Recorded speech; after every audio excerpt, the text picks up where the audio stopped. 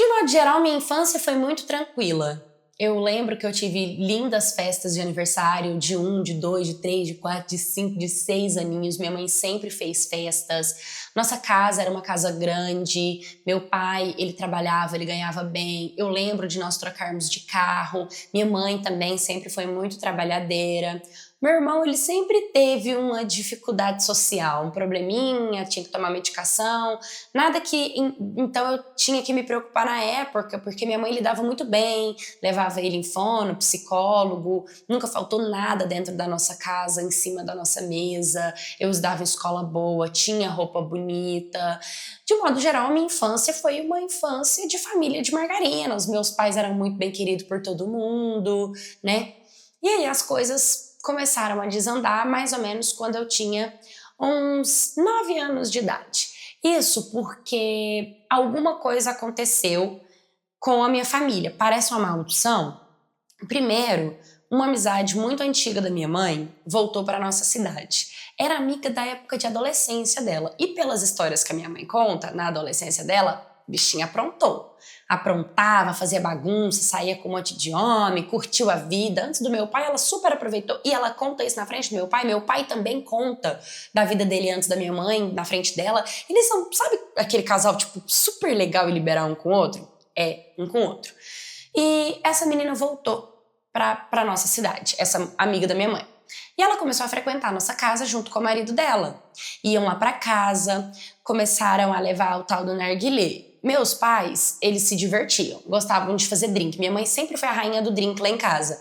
Tanto que as afilhadas dela, as pessoas iam lá pra nossa casa e minha mãe sempre fazia drink, fazia coisinhas, a gente comprava pra fazer nas compras. Comprava coisas gostosas, comprava engradado de água tônica pra minha mãe fazer. Era uma coisa assim, bem normal e comum dentro da nossa casa.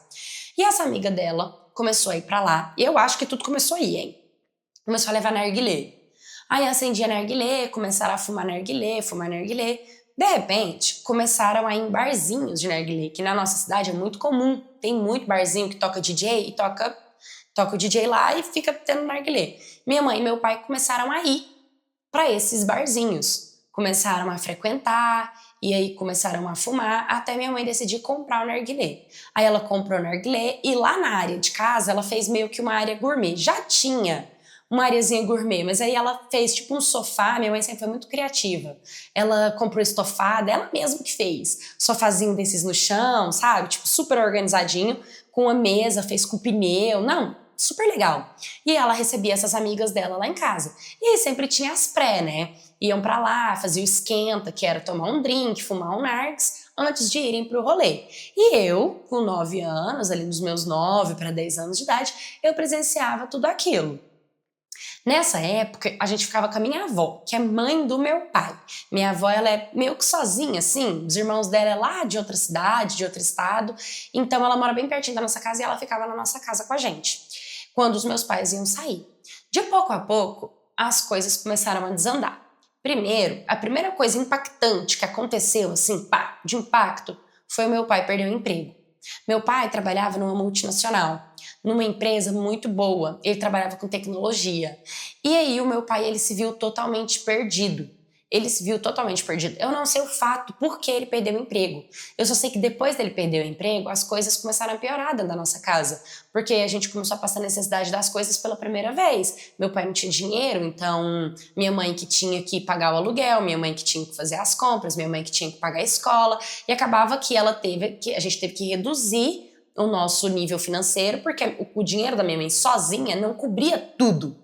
E aí foi quando a gente passou pela primeira mudança. E fomos para um lugar um pouco menor, uma casa mais simples. Depois veio a minha escola. Tivemos que mudar de escola, ir para uma escola municipal. Eu estudava em colégio particular. A municipal era tipo essas conveniadas que você paga um valorzinho baixo, que ela não é nem particular e nem municipal, que você paga uma taxa e você estuda. Só que nesse período, o meu irmão foi diagnosticado com um nível 3 de autismo. E aí ele tinha crise porque tinha fobia social e coisas do tipo. E a minha mãe teve que começar a pagar um tratamento mais avançado para o meu irmão, um acompanhamento mais delicado e, além de tudo, tinha as medicações dele. E nesse mesmo período, essa amiga da minha mãe continuava indo lá em casa. Eu lembro de um episódio que uma prima minha, que ela era um pouquinho mais velha do que eu, assim, de 16 anos, ela ia para esses lugares com a minha mãe, tipo barzinho de narguilé, coisas do tipo, minha mãe levava ela, então ela dormia muito na nossa casa. Eu lembro um dia que ela estava no meu quarto, conversando com a minha mãe, falando para minha mãe que aquela amiga dela tinha feito uma coisa muito feia na noite passada, que ela estava com a latinha na mão e ela balançava essa latinha e puxava, que hoje eu entendo que era uma droga, né, o tal do loló. E aí ela disse que ela falou assim: tia, ontem a sua amiga chegou com aquela latinha e colocou a latinha no meu nariz e eu passei muito mal. Eu não gostei daquilo. Eu não gostei da atitude daquela sua amiga. Toma cuidado com essa amizade sua. Então, por isso que eu tenho na minha cabeça que essa amizade não era lá as melhores para minha mãe, porque se a minha prima tava falando para minha mãe que a amiga não era boa, então eu acreditei na minha prima. Só que disso, as coisas começaram a ficar cada vez mais delicadas. De repente, eles começavam a ir para nossa casa, e aí começavam a levar esse tanto de latinha, aí era narguilé, aí era começar a fumar com um cheiro diferente lá em casa, que já não era o cheiro do narguilé, já era cheiro de cigarro, não era cheiro de paieiro, era cheiro mesmo de cannabis. E quando eu comecei a perceber, a minha casa tinha se tornado um lugar aonde a galera ia pra se divertir. E a minha mãe e meu pai estavam lá envolvida. Só que eu era muito menina pra isso. Não tinha como eu chegar e falar alguma coisa, mas eu percebia que isso não estava certo. E aí eu comecei a ter crises de choro dentro do meu quarto. Comecei a perder todo o meu equilíbrio emocional, eu ia pra dentro do quarto, eu chorava muito, eu tinha crise de ansiedade, minha mãe tentava me ajudar, tentava me acolher, eu não sabia como que ela podia me ajudar, porque o que eu queria de verdade era que aquilo acabasse, porque eu sentia até uma coisa ruim quando eles se juntavam lá naquele espaço gourmet, sabe? Eu e meu irmão, meio que, não é que a gente era proibido de ir, mas chegava um horário em que minha mãe botava a gente pra dormir, trancava a porta, trancava a gente dentro de casa pra dormir e ficava na área de fora com os amigos dela. Até que tem um dia que eu cheguei lá nessa casa, na parte de fora tinha um quartinho, que era o quartinho que meu pai trabalhava e tinha os equipamentos de trabalho dele. E eu abri a porta sem o meu pai ver. E quando eu abri a porta, eu peguei o meu pai passando o nariz em alguma coisa. Tipo, cheirando. E naquele momento, eu sabia que aquilo não estava certo. E aí, depois, na casa dos meus tios, na casa de outras pessoas, todo mundo comentava que os meus pais estavam se perdendo nas drogas. Que o meu pai tinha emagrecido muito. Meu pai, em um mês, ele emagreceu papo de 30 quilos. Todo mundo falava que ele estava depressivo por conta do trabalho que ele perdeu, mas outras pessoas diziam que ele era muito inteligente e ele conseguiria, com o currículo que ele tinha, arrumar outro emprego. O negócio é que ele aceitou ser perdedor, que ele tinha aceitado o fracasso. E essas palavras também eram muito duras para mim. Também não queria ouvir aquilo, mas o que eu ia fazer? Então, as pessoas falavam que o meu pai tinha depressão e que o meu pai estava caindo nas drogas, que a minha mãe estava com uma amizadezinha com uma amiga dela que não prestava de quando elas eram jovens, quase levou ela para o mau caminho, e que tinha ido lá em casa, porque um dia um casal, tipo meus tios, um casal de tios veio visitar a nossa família e chegou num momento meio sem avisar. Porque eles estavam passando perto da nossa casa e entrou, assim, bateu no portão e entrou. E quando eles chegaram, eles pegaram a área gourmet cheia de latinha jogada, narguilé montado, bebida alcoólica aberta, cerveja derrubada no chão. E aí eles começaram a perceber que o negócio estava ficando feio lá em casa, porque não era mais só o final de semana e uma vez ou outra. Começou a se tornar constante. Às vezes era uma terça-feira, a galera tava fumando narguilé lá em casa. Era uma quinta-feira, a galera tava fumando narguilé lá em casa. E fumar um narguilé lá em casa não era só fumar um narguilé, deu pra entender, né? Fumar um narguilé era o momento deles se divertirem e dentro dessa diversão entrava tudo que eles estavam envolvidos. Meu pai começou a emagrecer, meu pai começou a ficar cada vez mais decadente e ele não conseguiu arrumar emprego. E até hoje, meu pai não tem emprego. Então, o que aconteceu? A minha mãe teve que se responsabilizar por tudo.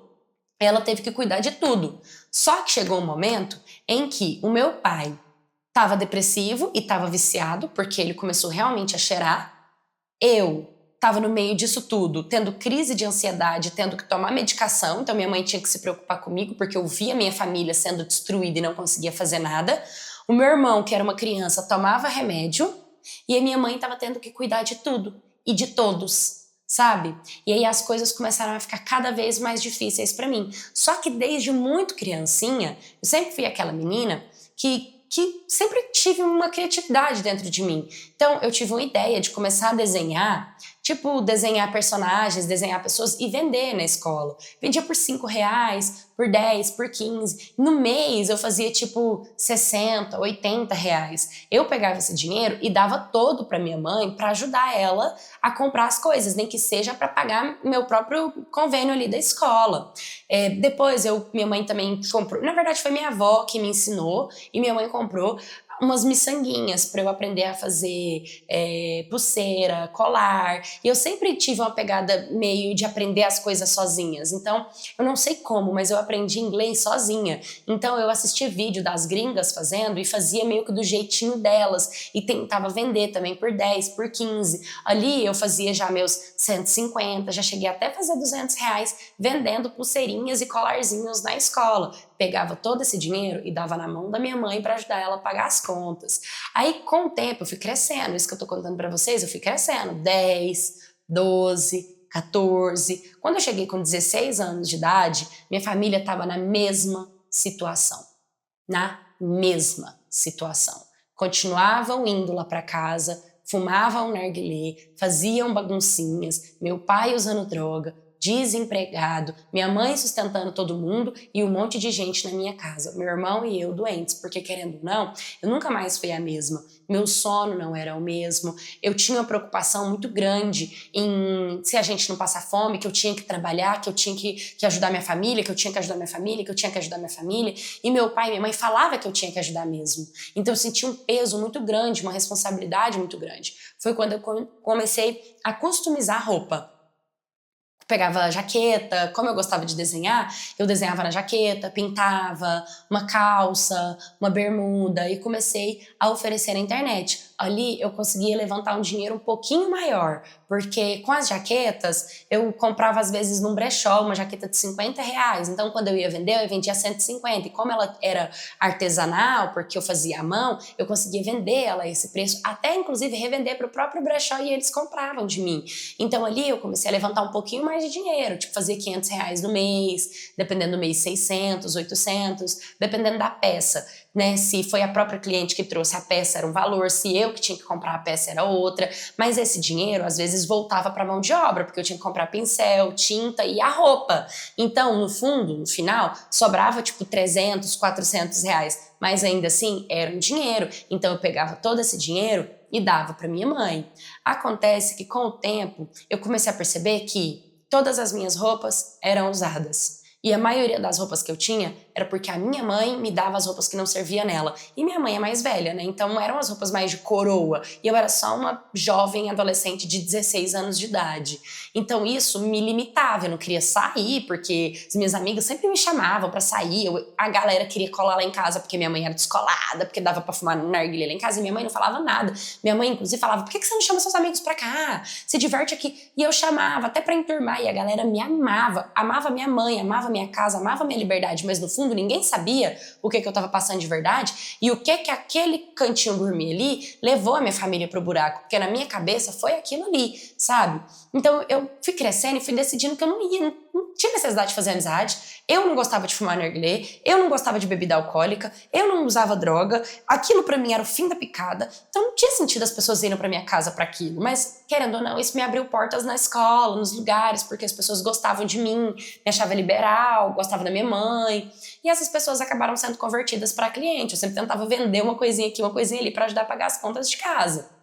Até que chegou um momento em que eu comecei a perceber que, tipo, poxa, se eu quisesse um shampoo e um condicionador, eu tinha que pedir para minha mãe, sendo que eu tinha dinheiro para comprar, mas eu tinha que dar todo o meu dinheiro para ela, sabe? Então eu comecei a me questionar em questão a isso. Será que eu tinha que pegar o meu dinheiro e dava, tipo, dividia, se eu fizer R$ 400 no mês, 200 pra mim, 200 pra minha mãe, sabe? Foi o que eu comecei a fazer. Falei, eu trabalho, eu quero também comprar, umas vezes, um esmalte, um kit pra fazer minha unha, eu quero comprar um shampoo diferente, eu quero, sei lá, juntar dinheiro, comer num lugar diferente com um amigo, pedir um sanduíche, comer na rua, alguma coisa. Então eu comecei a dividir o dinheiro que eu ganhava e dava metade pra minha mãe e ficava com metade pra mim. Acontece que quando eu comecei a dividir esse dinheiro, a minha mãe começou a falar que as minhas vendas estavam caindo, porque eu não contei pra ela que eu tava ficando com a metade do dinheiro pra mim, sabe? Eu só dei a parte que eu achava que eu tinha que dar pra ela. E aí a minha mãe começou a me cobrar, a falar pra mim que tava errado, que tinha pouco, que eu tava trabalhando tanto pra nada, que aonde que tava o resto do dinheiro, de que eu tava fazendo. E eu virei pra ela e falei, mãe, é o seguinte, eu tava pensando bem, eu acho que a partir de agora é melhor eu dividir o dinheiro com a senhora, e a senhora não precisa comprar algumas coisas pra mim, porque eu vou comprar, tipo shampoo e condicionador, essas coisas. E minha mãe não aceitou. Ela disse que não, que se fosse assim então, que eu que fizesse as minhas compras, que eu não precisava dar nenhum real pra ela, mas que eu compraria o que eu ia comer, que eu cozinharia o que eu queria comer, que eu vestiria o que eu comprasse e que eu também tinha que alugar um lugar pra mim. Porque se eu tô morando debaixo do teto dela, querendo ou não, o dinheiro ajudava a pagar o aluguel, que era onde eu morava. Só que, cara, não morava só eu e ela. A gente tem que lembrar que existia uma criança e existia o meu pai, que estava encostado tanto em mim quanto na minha mãe, sabe? E isso começou a fazer muito mal. Eu tive uma crise de choro muito grande, desenvolvi síndrome do pânico, do tipo, qualquer coisa, às vezes eu acordava assustada à noite, sabe? Eu tinha crises de choro na rua, eu paralisava, eu não conseguia raciocinar, várias coisas começaram a acontecer comigo. Então eu comecei a procurar ajuda médica também. Fui procurar ajuda médica, falar pra mim, olha, você tá com sintoma de depressão, você vai ter que tomar medicação. A medicação da depressão também, pra quem sabe, não é barata, é uma coisa difícil, delicada, né? E foi um processo muito delicado para mim, essa de trabalhar, dar o dinheiro todo para minha mãe, me sentir extremamente culpada se eu tirasse R$ 50 para mim, sendo que, cara, e minha mão de obra, e o meu trabalho, o meu esforço, né, querendo ou não, também queria o dinheiro para mim, não era pra ficar por aí. Eu também queria viver alguma coisa diferente, sabe? Tipo, uma coisa boba, pra eu comprar um suco de laranja. E aí, às vezes, eu tinha que pedir dinheiro pra minha mãe pra comprar um suco de laranja, sendo que o dinheiro que eu tava pedindo pra ela era o dinheiro que eu mesma dei pra ela. Não fazia sentido aquilo. Isso foi destruindo o meu emocional, foi destruindo o meu psicológico, foi destruindo a minha autoestima, sabe? E também eu fui pegando um pouco de raiva do meu pai, porque ele era um parasita dentro de casa, um cara que não trabalha, um cara que tá gastando meu dinheiro com a merda da droga dele, porque continuavam fumando, continuavam bebendo, continuavam usando droga. Com que dinheiro que eles estavam comprando isso? Aí o que acontece? Eu peguei e fui questionar minha mãe, porque eu já tava com 16, quase 17 anos de idade, já não era mais uma criança, meu irmão também já tava grande. Meu irmão vive em isolamento social, não sai de dentro do quarto. A minha mãe decidiu tirar ele da escola e decidiu que ia educar ele dentro de casa. E aí, o que acontece? A responsabilidade de educar ele dentro de casa era minha. Em que eu que tinha que fazer a tarefa de casa com ele, em que eu que tinha que ler com ele. Se ele não fez, a culpa é minha. Se ele não conseguiu responder, a culpa é minha. Se ele não tá tendo evolução, a culpa é minha. Pô, eu não sou pedagoga, eu não sou formada em pedagogia, eu não sei cuidar de uma criança doente, sabe? E aí as brigas na minha casa começaram a ser muito constantes. Brigas pesadas, sabe? Brigas de tipo, eu não queria, eu amo, eu sou apaixonada no meu irmão. Mas era muito pesado pra mim. Tava totalmente fora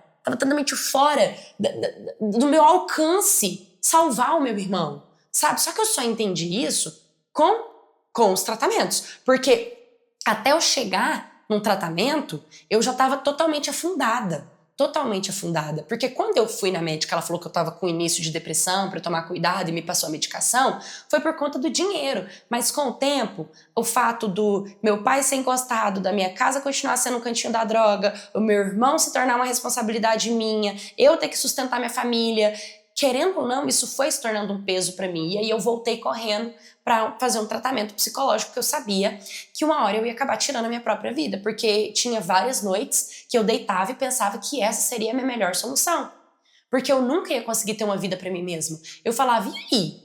Querendo ou não, gente, eu não estava vivendo isso de um tempo para outro, eu já estava vivendo isso há muitos anos. Eu comecei esse vídeo contando pra vocês que as coisas começaram a desandar na minha casa, eu tinha 10 anos.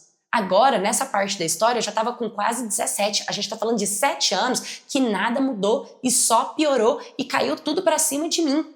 Então foi tudo muito pesado. Não tava conseguindo lidar mais com essa família. E eu amo a minha família, eu amo meu pai, eu amo minha mãe, eu amo meu irmão. Mas estava extremamente insuportável. Foi quando a minha prima, a mesma prima essa que sempre estava na minha casa, que inclusive vivia comprando coisas de mim. Ela comprou desenho quando eu era criança, comprava as pulseirinhas, ela comprou roupa customizada. Ela sempre acreditou muito em mim, sempre falava pra mim, pra eu trabalhar, pra eu ser firme.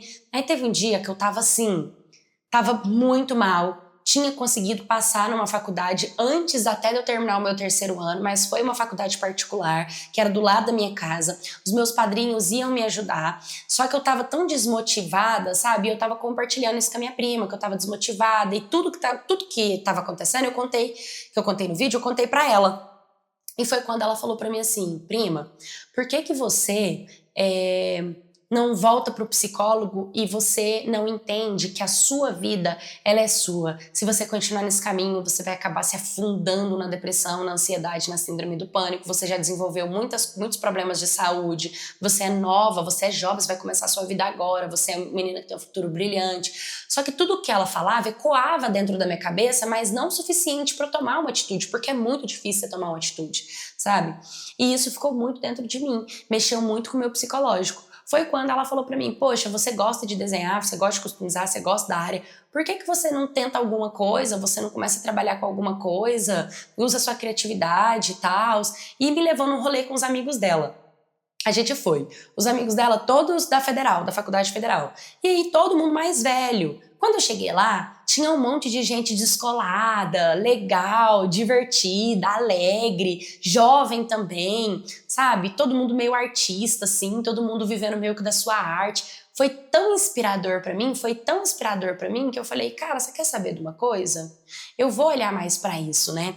E aí minha prima começou a me chamar pra ir pros rolês dela, até pra me tirar um pouco de casa, porque eu vivia enfiada dentro de casa com depressão. Ela começou também a, tipo, me dar umas roupas, só que diferente da minha mãe, que era roupa velha e usada. Minha prima tinha um excelente gosto, vivia bem, então ela me dava muita roupa bonita, muita roupa legal, muita roupa agradável. Então ela começou a me ajudar a me vestir, começou a me ajudar a tá bem, começou a me ajudar a construir coisas legais. E aí foi quando eu tava na casa dela um dia, de boa, e ela tava com a amiga dela na casa dela fazendo uma tatuagem. E aí ela tava fazendo essa tatuagem e a amiga dela falou, poxa, você gosta de desenhar e tal? Desenha aqui. E aí eu comecei a treinar numa pele falsa que tinha na casa dessa minha prima, sabe? E aí essa amiga da minha prima, que tava tatuando ela, foi um anjo, foi uma luz na minha vida, porque ela falou assim, cara, tu já fez tatuagem antes? E eu falei, não, eu nunca tinha feito. Ela, você é muito boa, cara, você tem que se desenvolver, você tem que fazer isso, que não sei o que e tal. Eu vou te arrumar uns clientes, vamos trabalhar lá no meu estúdio comigo, você vai gostar e tal. E eu falei, caraca, tá, né, beleza. E aí eu peguei e fui trabalhar com ela lá no estúdio, comecei a pegar algumas pessoas. Ela foi passando pessoas que eram da confiança e pessoas que queriam ser minha modelo, e de cara, assim, a minha primeira tatuagem já foi uma tatuagem muito bonitinha, já foi uma coisa muito legal. E dessa tatuagem, um fui divulgando pro outro, fui falando pro outro, e eu sempre tive esse potencial de traços finos, que é um pouco mais delicado. A galera faz mais o estilo 3D, pigmentado, maioral e tal, e o meu era coisinhas mais pequenas, mais delicadas, mais bonitinhas. E aí eu comecei a exercitar e a treinar, e a me dar super bem. Só que a tatuagem, a pequenininha mais barata, é R$100. Então, se eu fizesse, tipo, uma tatuagem grande, eu podia cobrar 600. Uma tatuagem gigante, eu podia cobrar 1.000, 1.200, dependendo da tatuagem, até R$2.000, sabe? Tipo, cobrir umas costas e tal. Que não era o meu caso, porque tatuagem, geralmente, de traços finos, elas são tatuagens mais pequenininhas e mais fáceis. Só que aí, dessa menina, ela começou a me levar pra festival. Aí, dentro de festival, a gente tatuava também. Aí, tinha eventos, a gente tatuava dentro de eventos. Aí, a gente era paga pra estar dentro dos lugares. Essa menina é muito bem relacionada. E eu comecei a fazer tatuagem junto com essa menina. Comecei a tatuar, fazer tatuagem. E comecei a fazer dinheiro. Só que o que eu fazia? Eu continuei customizando as peças, porque a customização também me dava um lucro bacana. Mas agora, eu podia ir no brechó, comprar um monte de jeans com o dinheiro da tatuagem, customizar e revender. E aí eu consegui criar uma arara de revenda das das roupas customizadas nos próprios eventos de tatuagem, então eu conseguia lucrar em dobro. E é claro que eu dava uma porcentagem pra amiga da minha prima, porque foi ela que me salvou. E ela se tornou minha grande sócia, a pessoa assim, que fazia as coisas pra me ajudar mesmo. Então eu vendia as roupas customizadas, eu fazia as tatuagens e comecei a ganhar dinheiro. E o que eu fazia? Eu continuava ajudando a minha mãe dentro de casa. Dessa vez, eu ajudava, mas ainda sobrava bastante dinheiro pra mim. Então, meio que minha mãe não sabia quanto que eu ganhava. Regra number one. Quando você quer buscar a sua independência, não deixa seus pais saber quanto vocês ganham. Porque se você ainda mora na casa deles e se você meio que ajuda dentro de casa, se eles saber o total que você ganha, eles vão acabar achando que é obrigação dar mais do que a metade, sabe? Sendo que, cara, sinceramente, eu sou eu. E ali foi quando eu comecei a entender que tudo aquilo que minha mãe estava falando, que o meu dinheiro, eu tinha que alugar minha casa, não sei o que, eu não tinha coragem de sair de casa por conta do meu irmão. Porque se fosse por conta da minha mãe e do meu pai, eu já teria saído antes. Mas por conta do meu irmão, eu me mantive ali, sabe?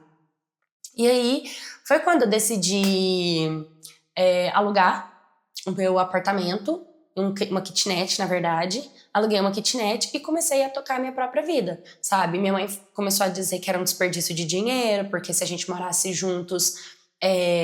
seria muito mais prático, por quê? Porque querendo ou não, o dinheiro que eu pagava um segundo aluguel ajudava a pagar o aluguel da casa dela, né? Mas a psicóloga me disse que era um processo meu, que eu já estava partindo para minha vida adulta e que eu precisava entender o que era o preço de pagar minhas próprias contas, porque eu não me pagava minhas contas. Apesar de eu dar mais da metade do meu salário e já teve época de eu dar meu salário inteiro na mão da minha mãe, eu não sabia como era pagar uma conta. Eu não sabia como era ir no mercado fazer uma compra. Eu não sabia como era pagar uma luz, uma internet, uma energia. Eu não sabia como era comprar um móvel, eu não sabia como era ter um cartão de crédito e eu precisava de ter essa iniciativa até para eu ter um pouco mais de liberdade e maturidade. E foi o que eu fiz. De pouco a pouco eu comecei a organizar minhas coisas, comecei a crescer e tal, mas eu sempre continuei meio que ajudando os meus pais. Bom, com o tempo eu acabei fazendo sim a faculdade e conheci uma pessoa muito incrível. E ele deu a ideia da gente mudar de cidade, porque era o sonho dele mudar de cidade, porque a gente sempre quis sair do país. Mas pra gente sair do país, a gente tinha na nossa cabeça que primeiro a gente precisava sair da nossa cidade. Porque se a gente não conseguia mudar nem da cidade que a gente estava, quem dera no país que a gente mora. Foi o que a gente fez. A gente desfez de tudo que era nosso, vendeu tudo que era nosso, juntou eu e ele, fomos para uma outra cidade, alugamos nosso apartamento juntos, começamos uma nova vida, construímos o nosso estúdio, porque ele também trabalha na área de tatuagens.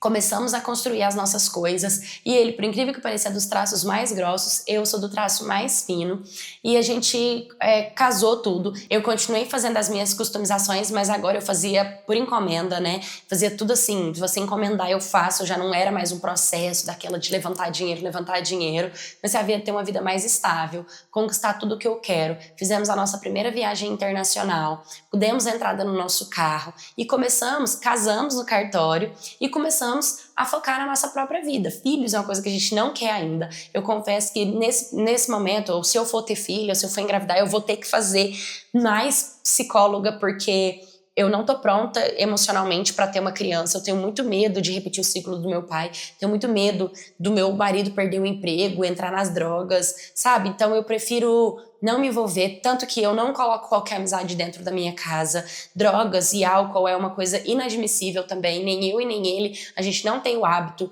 de usar e a gente não tem o hábito de tomar nada, a gente não tem o hábito de levar pessoas para dentro da nossa casa, exatamente por conta dessas histórias, né, desse meu trauma de infância.